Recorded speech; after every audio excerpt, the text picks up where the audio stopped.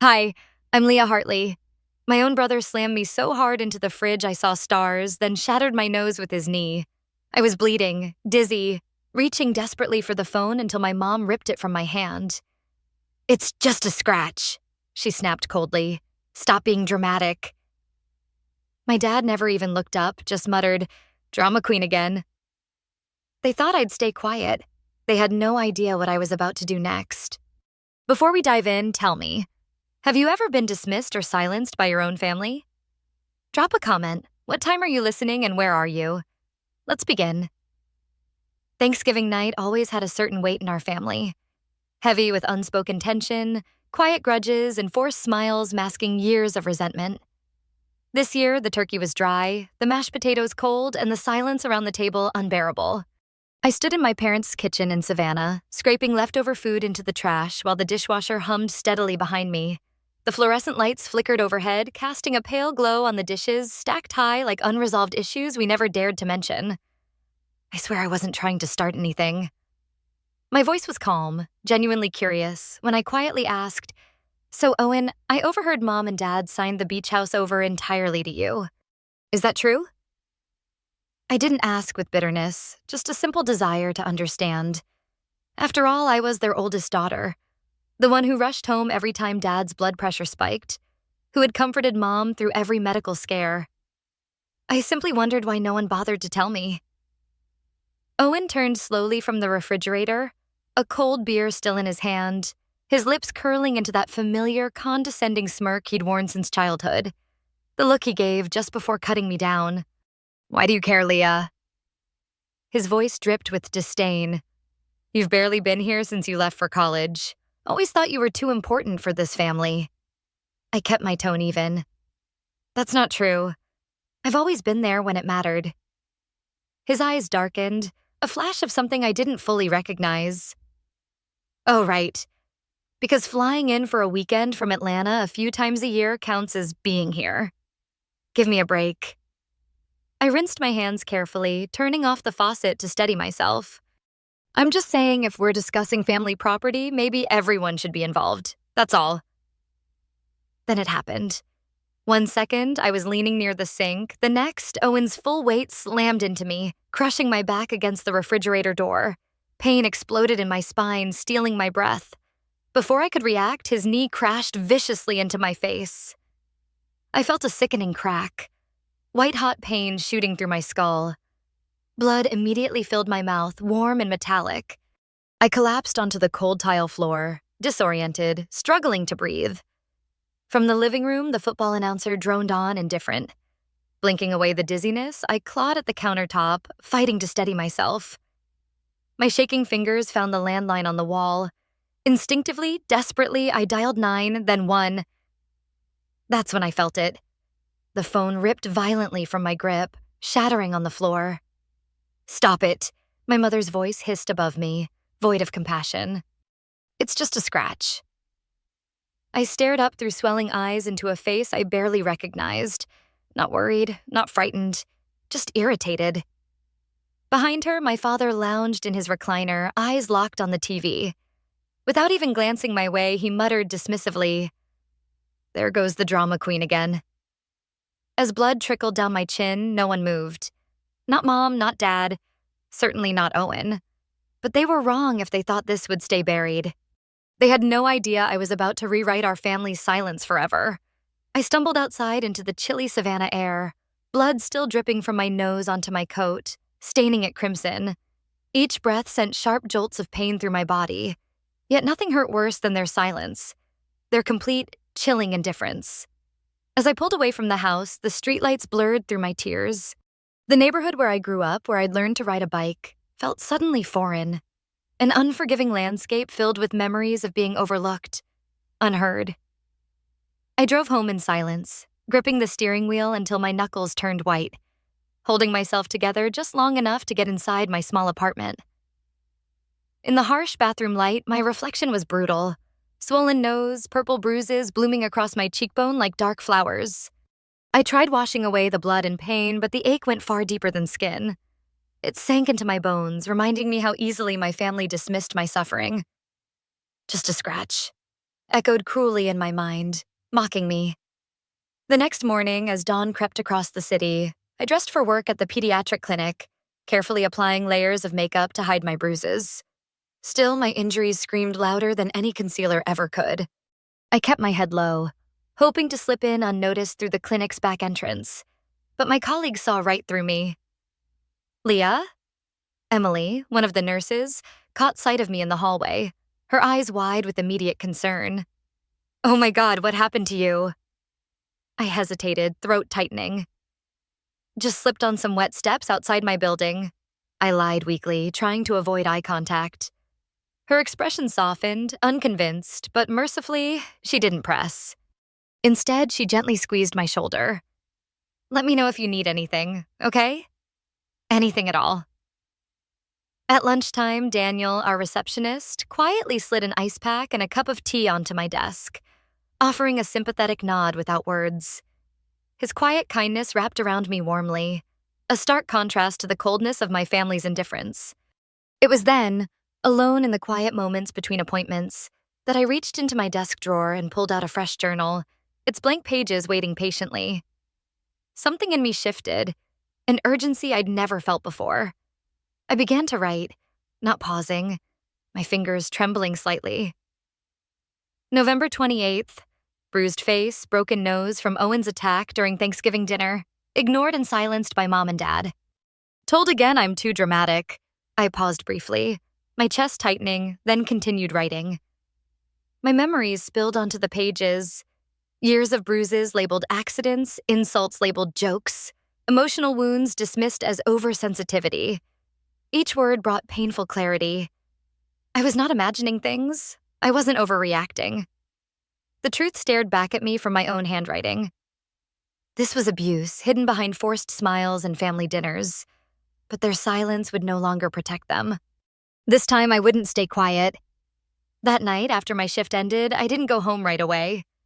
Instead, I sat in my car in the parking lot behind the clinic, the engine ticking softly as it cooled. My phone lay face down on the passenger seat. No missed calls, no texts, not even a fake concern from Mom asking if I'd calmed down yet. I knew I shouldn't be surprised, but the silence still stung. I stared straight ahead, eyes unfocused, until something inside me cracked wide open. Not a sob, not a scream, something colder, more precise. I opened the glove compartment, pulled out an old pen, and flipped open my journal again. This time I didn't start with Thursday. I started with 7. Age 7. Owen shoved me off the backyard swing. I hit my head on a rock. Mom told me not to make a scene in front of the neighbors. Age 9. He locked me outside in December while he played video games. I had no shoes on. I got sick. Dad said I should have knocked louder. Age 13. He dumped juice on my dress before my school recital. I cried. Mom said I was being overly emotional again. Age 17. I tried to speak up about being left out of the college savings conversation. They laughed. Dad said, "Well, you're the artsy one. We invested in potential." Age 25. They gave Owen money to buy his first home. I found out from a neighbor. Mom said she didn't think it was relevant to tell me. The list grew. Every year, every slight, every carefully buried moment came roaring back. This wasn't just a bad night or an isolated event. It was a pattern, one they had spent years protecting, framing me as the difficult child, the sensitive one, the problem they had to manage. But I worked in trauma care. I'd seen enough to know what patterns meant. If this were a patient's file, I'd be sounding the alarm. Why hadn't I done that for myself? Maybe because it was just family. And in my family, pain was something you carried in silence. Something you were blamed for, even when someone else caused it. I pressed the pen harder into the page, the ink pooling slightly. My chest was tight, but for once, not from shame, from truth. I flipped to a fresh page and wrote at the top, History of events. Ongoing abuse. The fluorescent lights above my car flickered once. Somewhere behind me, someone shut their trunk and drove off into the night. I stayed parked for a long time, watching my breath fog the windshield. For the first time in my life, I wasn't asking myself if it was bad enough. I was asking what I was going to do about it. The next day, I returned to my parents' house. Not to talk, not for closure, just to retrieve what was mine, or at least what was left of it. Mom had texted me that morning with her usual breezy tone. "If you're done sulking, can you drop off almond milk later? Also, your father needs his blood pressure meds." Not a single mention of what happened 2 nights ago. No questions about my injuries. No apology. I said I'd stop by.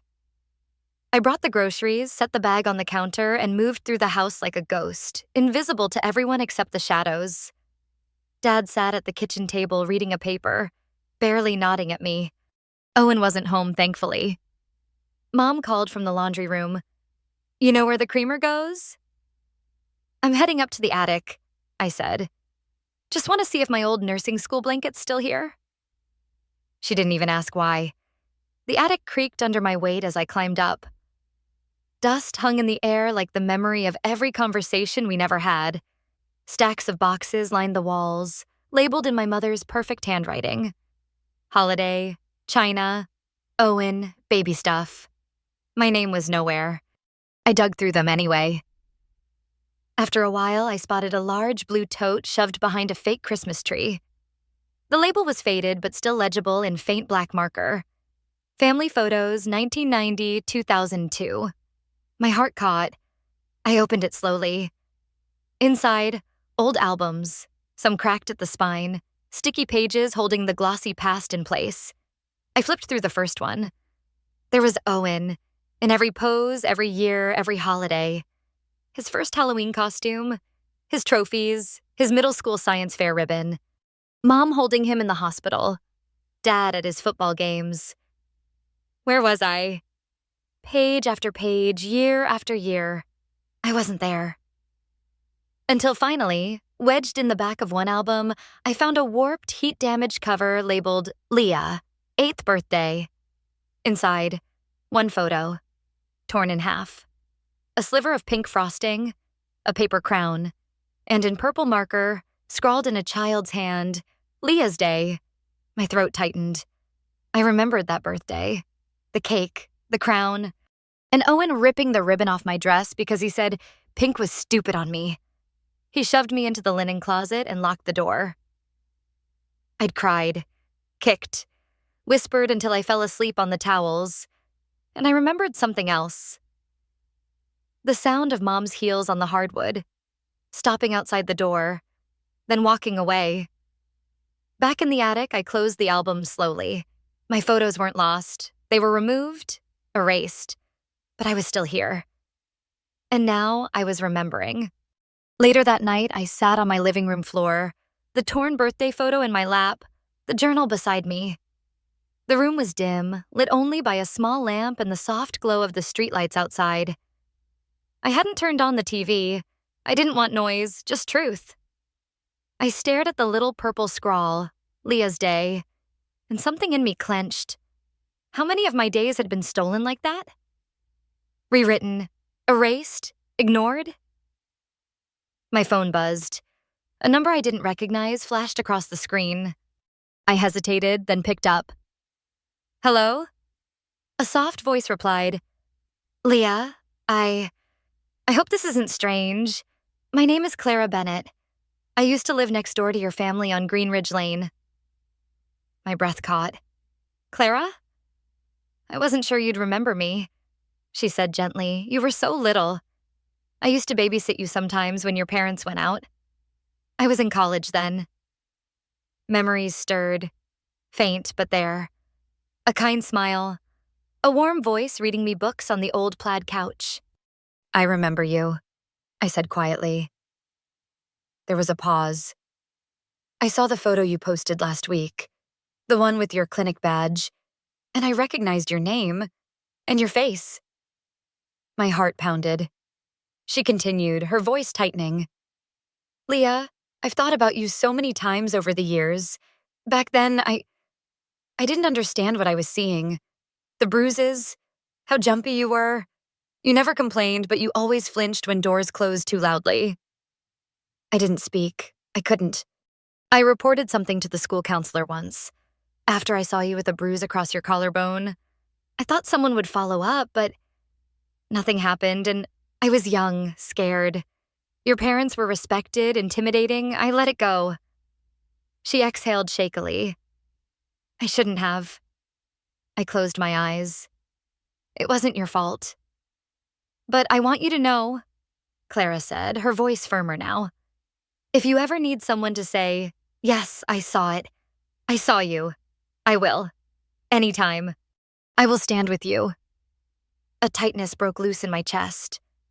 For years, I'd asked myself if I made it all up, if I remembered wrong, if I was, as they said, too sensitive. But someone else had seen me. Not just now. Back then. That night, I wrote in my journal. First person to validate the truth. Clara Bennett. And for the first time in years, I slept through the night. 3 days later, I was folding laundry when my phone rang. It was Marissa, a friend from high school I hadn't spoken to in years. Her name blinking on my screen made my stomach twist with unease. Leah? She said the moment I answered. Her voice was tight. I'm so sorry to call out of the blue. Do you have a minute? Yeah, of course. What's going on? It's about Emma, my niece. You remember her, right? She's 8 now. My sister's deployed for a few weeks, and your mom offered to watch her. I froze. Emma's staying with my parents? Marissa hesitated. Yeah, just for a few weeks. I thought it was sweet at first. Your mom said she missed having a little one around the house. My heart dropped. Then Marissa continued, her voice lower. But this morning, Emma called me crying. She said your brother, Owen, pushed her. Hard. I felt cold spread through my chest like a slow poison. What? She said he got mad because she didn't clean up her puzzle fast enough. She tried to explain, and he told her, don't act like a drama queen, like Leah. Then he shoved her into the side of the couch, her wrists a little swollen. I made her show it to me on video. My mind reeled. They used my name? I whispered. Marissa's voice cracked. Yeah. She didn't know what that meant, just repeated it. I thought maybe it was nothing. But Leah, she doesn't lie. And she looked scared. I sank to the floor, the phone pressed to my ear like a lifeline. He called her a drama queen, just like he used to with me. I didn't know who else to call, Marissa said. I remember things about your family, even from school. How quiet you were. I don't know what to do. I swallowed hard, my hands shaking. You did the right thing. After we hung up, I sat frozen, staring at the pale sunlight filtering through the blinds. It was happening again. Different child. Same house, same words, same hands. The old doubt crept in. Do I speak up? Do I drag myself back into their games, their denials, their threats? Then I looked at the photo still taped to my wall. Leah's day. The pink frosting smeared along the torn edge. And I whispered to the empty room, do I become the woman I wish someone had been for me? The answer came as steady as my breath. Yes. And this time I wouldn't wait. The next morning, I gathered everything. Printed copies of journal entries, dated photographs, screenshots of texts. A video recording of Emma, her tiny voice shaky as she said, Uncle Owen told me to stop crying or I'd end up like Aunt Leah. And then the voicemail Marissa left after taking Emma to urgent care. The doctor had noted a mild wrist sprain. Nothing broken, but bruised and scared. I labeled everything meticulously and saved it to a flash drive. That evening, my parents were being honored at a local community event, a fundraiser dinner hosted by the Savannah Children's Council. It was a perfect stage.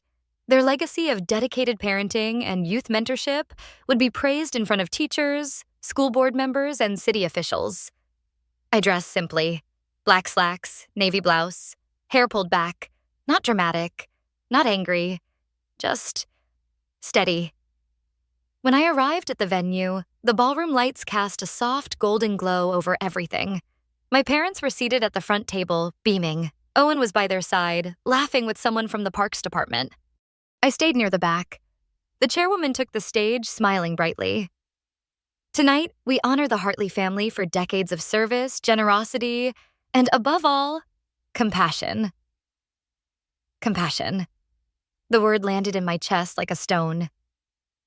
Would anyone like to speak? She asked, inviting guests to the microphone. I stood.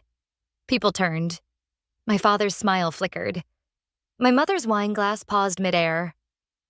I walked to the front, slowly, deliberately, the flash drive in my hand. No rush, no shaking. I have just one thing to share before the award is given, I said into the microphone. It's short, but important. The room quieted. I plugged the drive into the laptop connected to the speaker system and pressed play. Emma's voice filled the room. He told me I was a drama queen, like Aunt Leah. Then he pushed me. Gasps, chairs shifting, forks clinking against porcelain. Then came my mother's voice from an old recording I'd saved years ago. Cold, controlled. Well, maybe if you didn't cry so much, he wouldn't get upset. Honestly, Leah, you bring it on yourself. Assailants fell heavy as smoke. I stepped forward again. I'm Leah Hartley, their daughter, and Emma's aunt. This isn't new. This is decades of silence, of covered bruises, of gaslit children. You just never saw it because they made sure you didn't. Someone from the school board rose slowly. We've had complaints, she said softly, but no one ever followed through. A neighbor stood next. I heard screaming every weekend for years. I told myself it wasn't my place. My father abruptly stood. She's unstable, he snapped. We have documentation. She was hospitalized for psychiatric treatment 3 years ago. He pulled out a folded paper and waved it. I didn't even blink, but someone else stood from the audience. I'm Dr. Elliot Mason, he said calmly. I'm the physician listed on that record, and I'm here to state publicly, this document has been altered. Leah Hartley was treated for physical injuries, not mental illness. She was never admitted for psychological care. This is a forgery. My father's face went pale. My mother sat frozen, and I stepped forward one last time, holding something small in my hands, my old chipped teacup. I used to drink from this every night after pressing ice to my cheek, I said softly. They said I broke it, that I dropped it, but I didn't. It cracked under the weight of silence. And so did I. I placed it gently on the podium. You can bury the truth for years, but eventually it digs itself back up. And as the officers walked quietly toward my parents, the crowd parted. Not for applause, not for celebration, but for truth. Finally seen, finally heard. They didn't resist. My parents stood slowly as 2 officers approached, flanking them on either side. Owen's chair scraped sharply against the tile as he lurched to his feet, but no one moved to help him. The golden lights of the ballroom suddenly felt too bright, too honest. Whispers rippled across the room like a current. As they were escorted out, I didn't look away. I didn't flinch. I didn't cry. For the first time, I wasn't the one shrinking in the corner. I was the one holding the floor steady beneath my feet. Near the exit, a small figure caught my eye. Emma. She stood at the back of the room beside Marissa, her small hands gripping the strap of her backpack, her shoulders tight. Our eyes locked. She didn't cry. She didn't run to me. She just watched, silent and wide-eyed, exactly how I once had. But this time, she wasn't alone. I walked to her slowly, knelt so we were eye level, and gave her a gentle smile. Hey, sweet pea. Her voice was barely a whisper. Do I have to go back? I shook my head. No, baby, I said, brushing a curl behind her ear. Not ever again. That night, back at my apartment, she sat on the couch wrapped in a fleece blanket, her head resting on my shoulder. She hadn't said much, but she didn't need to. I brought her a mug of warm cocoa in a small porcelain cup, white with blue forget-me-nots painted along the rim, the twin to my old chipped one. This one's just for you, I told her. No cracks, no rules, No one's allowed to take it away. She cradled it gently in both hands like it was made of something sacred. Can it stay here? She asked. It's yours, I said. It stays wherever you are. The next morning, I met with Jeanette, my attorney, a sharp-eyed woman with a voice like steel and a file cabinet of evidence thicker than a phone book. Child Protective Services has formally charged your parents and your brother, she said. Child endangerment, filing falsified documents, failure to report. And Emma? Placed in your care, pending full guardianship hearing, she said. Given your testimony, documentation, and the public nature of the case, I don't anticipate pushback. I nodded. Add a clause, I said. No contact, no letters, no surprises, nothing. Ever. Jeanette scribbled notes. I'll make it ironclad. Later, I returned home and placed both teacups on a shelf near the window. Mine with its old crack down the side, and Emma's, smooth and whole. Side by side, 2 stories, 2 survivors, 2 beginnings. That evening, a young reporter stopped me outside the courthouse. Microphone trembling slightly in her hand, she looked up and asked, Ms. Hartley, why didn't you speak up sooner? I looked past her to the school across the street, where the swings moved gently in the breeze. Because no one ever asked how I was doing, I said. They just called me dramatic. She lowered the mic, her eyes wet. I'm not telling this story for sympathy, I added. I'm telling it because some other little girl might be listening. And maybe, just maybe, she'll believe herself before anyone else does. 2 days later, I took Emma to a quiet shelter where she could meet with a therapist and pick out a few clothes. The building was old, the paint cracked, but the people were kind. Before we left, she slipped her hand into mine. Leah? She whispered. Yeah? Can I still drink cocoa from the cup when I'm happy? I smiled, kneeling down. Especially when you're happy, I said. That's when it tastes the best. She nodded solemnly, then squeezed my hand tighter. And for the first time in my life, the weight I'd carried for 30 years began to lift. Not because they were gone, but because I had finally chosen myself. And now, her.